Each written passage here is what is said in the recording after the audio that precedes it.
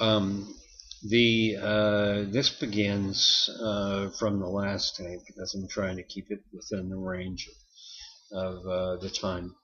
And the last part, I was discussing Don Barrett's lawsuit. And in 1988, the, the tobacco companies were, at least from what I could discern, they were extremely frightened about what was going on down there in Mississippi because not only wrongful death, but the possibility that this could be home cooking, so to speak, before home cooking became popularized by Dick Scruggs in his lawsuit years later. But as so far as I knew, the only person who was actually involved in this early part in 1988, and we had a sheet. There was a sheet that was produced stating who was involved, what what tobacco companies were involved in what kind of litigation, whether it was a fire litigation or whatever. Um, the There was in 1988. Um, there was the Barrett case, and then the Chippewa case, and I think the Haynes case came on later on. But the the principal part that begins in the development and the evolution of the production of documents, which had been always what was missing, began in 1988. And often, when I look back and I try to recall, this was a very secretive time. It was very, I mean, certainly if Don Barrett had any information, he was using pesticide as one of his uh, attacks, and I'm going to guess that he was probably referring to Rowley and their testing of pesticides, which were definitely in tobacco. But coming from that point of view, when Barrett lost his case, at least in a locked jury or whatever happened, they were very pleased with that. Now, beginning in 1988, I started off and then moved to the IW Houston, where there was a lot more coming down, and we were initially given a lot of attention in terms of how how much we could actually say, and we certainly couldn't fraternize with the people who worked for Brown and Williamson. But the word alleged was constant. I mean, if you came across something in that room, it had to be alleged, and in no case could you ever produce something from your mind, from your mouth, which indicated that tobacco ever did anything other than just produce itself as a as a nice little commodity, which was used by people as a legal device, and yet I became to get a little bit more familiar with territories, especially when I heard my mother, who was sending me these little clippings in the newspaper, and I'm not exactly a conventional type of person, so I took the idea that there was something wrong in Elsinore, so to speak, and there was certainly something wrong as I began to dig in, and I was digging in from two different places. I was going to the library. I never spent a night without some kind of information that I wrote down, that I had put into my basket of information. I think some people probably, the history of that is recorded through some, more than likely the British were more interested in that and I think Phil Hills wrote a little bit about that. But this was not so much what I was I'm trying to do here, but the things that you already know, and yet what the atmosphere was like. You couldn't ever proclaim that tobacco was doing something wrong or there was any kind of indication, and only after a few years did the jokes begin to appear, and the jokes were usually muted or kept behind the attention of anybody. And I know that when I quit smoking in 1989, September of 1989, there was a look that, what's wrong with you? Are you making a statement? And in any case, I realized that this was a very serious kind of atmosphere. And later on, when I could hear people who would say that, yeah, you could actually do things with people who worked for tobacco, and you were involved in it, particularly Jeffrey Wagon. I believe in this because we knew that tobacco was very close mouthed.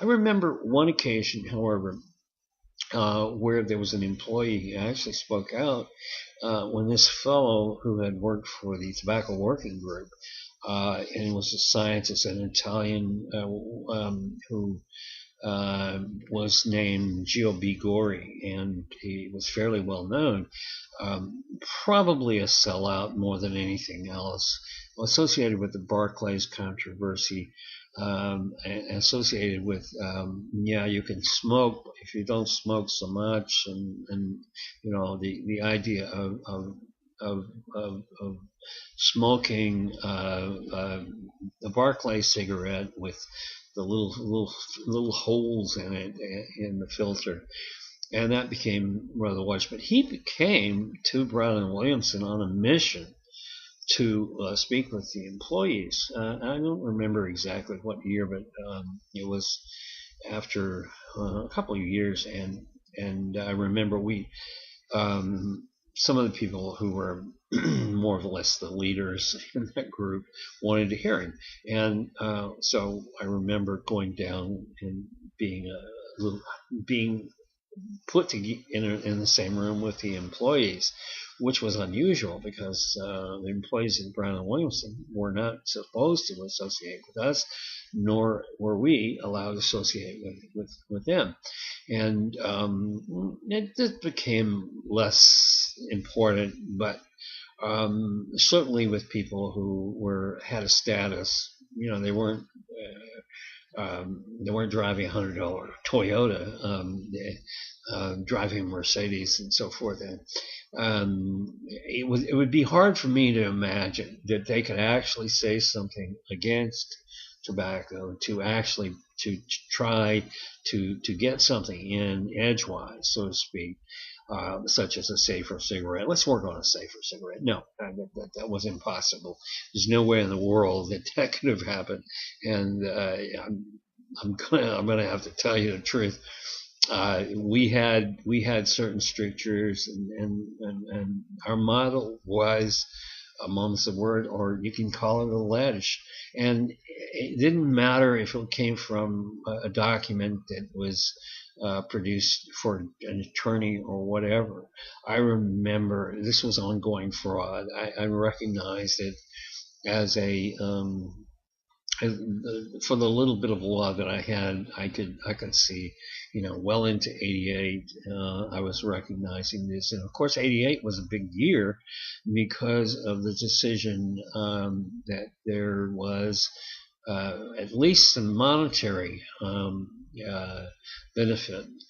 Barrett was beaten, so to speak, and sort of disappeared. I don't recall Dick Scruggs ever appearing as a name. I came across a few names in 1988 in my reading. One was John Banzoff, Ash, the tobacco companies kept up with all the lawsuits. There were very few lawsuits that were, and certainly Brown and Williamson was the last person to be sued, and we had a joke about that. That was, well, the tobacco was just so bad. I mean, what they produce, Viceroys and Richlands and things like that. And maybe that's why they didn't get sued. There weren't a lot of people who smoked it. On the other hand, every case was put down, and everyone knew where the cases were going. And I believe this is the same time that Brown and Williamson was feeling kind of good about their marketing in terms of the company itself, and they had other companies run by Battis, which and they didn't really see any danger down the road. They were naive in many ways, and yet they were very conservative. Brown and Williamson, by comparison to some of the cowboys, so to speak, at Philip Morris, this was an amazing kind of competitiveness, and yet they had a joint litigation type of defense, and every document there was attorney-client privilege. It didn't matter what it was. It was attorney-client privilege. That's the way it was. I can't think of anything that was not attorney-client privilege. It was always marked attorney-client privilege, and that meant that you weren't going to get anything. And the method of document production of documents was going to continue as it had during the Chippewa case. Now, during the Chippewa case, they did produce some documents for H. At least they were passed down to Lee Serican, which were the only documents that were actually very productive and meaningful documents, because they brought about what I was extremely interested in, and what brought me into the antagonistic part of my effort to really do something, and that was the special accounts. And there were actually some early special accounts. I think they called it Special Account 3 or 4, and the names I recognized. The names I knew the names, but somehow Lee Serican could identify them, and did so, and wrote a brief in February. I believe it was released in February 11th of 1992, which is about the time I was about to get fired. But subsequent to 1998, there was pretty much a quashed sense of you behave, and the unknown is that you don't say anything that implicates in any way tobacco. And I would imagine that if it were that way for us, the employees too. However, when I mentioned the G.O.B. Gorey, when he came there, it was an interesting development, because one of the employees, who was a lady, stood up and said, "Why are we working for this company?"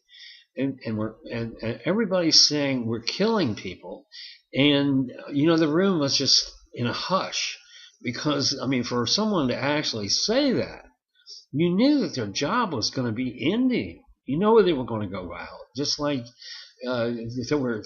But this lady was saying it. Maybe she wanted an early retirement, which they were actually issuing at the time, before people had heart attacks, because they gave out full packages, or rather, each week an employee would get their favorite cigarette delivery, and it was free. One of the benefits, one of the perks of being an employee.